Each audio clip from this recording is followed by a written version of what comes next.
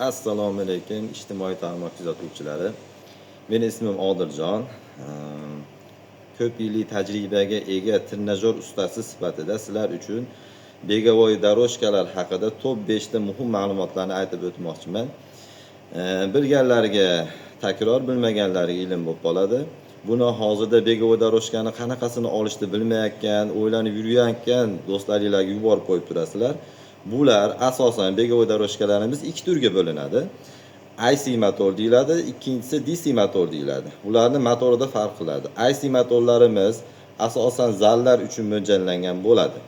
Ular 24 soat mobaynida ishlasa ham motorlari qizib ketmaydi. DC motor degan begovoy daroshkalarimiz u xonadonlar, uylar uchun mo'ljallangan bo'ladi. Ko'p ayollar uchun mo'ljallangan zallarga ham DC motorli begovoy daroshkalar olishib oladi. Bu noto'g'ri. Chunki nimaga u DC motorli begovoy daroshkalarimizni 1 soat ishlatgandan keyin, 1 soat, 1,5 soat, 2 soat ishlatgandan keyin 10 minut, 20 minut mobaynida dam oldirib ishlatish kerak. Sababi u qizib ketish ehtimoli ko'proq bo'ladi, qizib ketadi. Ko'mirli motor hisoblanadi. Shuning uchun. Endi begovoy daroshkani mana motorlarini endi IC motorli begovoy daroshkani uyga olsa bo'lmaydimi degan insonlarga olsa bo'ladi, afzal bo'ladi, yaxshi bo'ladi, lekin faqat qimmatroq bo'lgani uchun DC motor bilan kifoyalansangiz ham bo'ladi. Endi begovoy daroshkani farqini bilib oldingiz.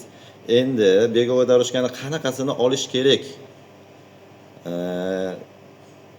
U haqida endi uyingizdagi muhitda hisoblaysiz.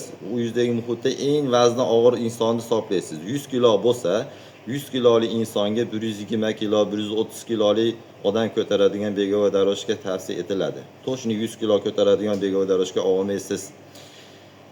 Endi Odiljon ko'p gapirmang, baribir biz tushunmayapmiz bu gaplarni desiz, o'zimga bog'lansiz. O'zim siz uchun mo'ljallangan qanaqasini olsangiz, qanaqa foyda beradi, hammasini tafsilotini berib, o'zim siz uchun begovoy daroshkalarimiz hozir ko'p.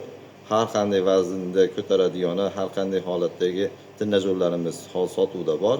Hammasini o'zim sizga yetkazib, o'rnatib berish xizmatim ham bor.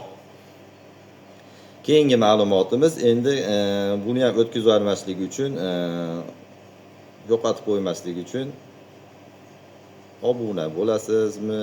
Ko'rasiz. Obuna bo'lib qo'ysangiz ham bo'ladi. Qizilchalarni ezib turasiz. Keyingisi xudo xolasa buni kimlar ishlatsa to'g'ri foyda beradi, qanaqa ishlatsa foyda beradi, kimga ziyon bo'ladi bu. Shu haqida ma'lumot beraman. Qanday to'g'ri foydalanish kerak? Chunki foydalanishni bilmasganligi uchun ko'proq uyda qolib ketib qoladi, olib qo'ygan insonlarda turadi. Keyingi videolarda ko'rishguncha xayr.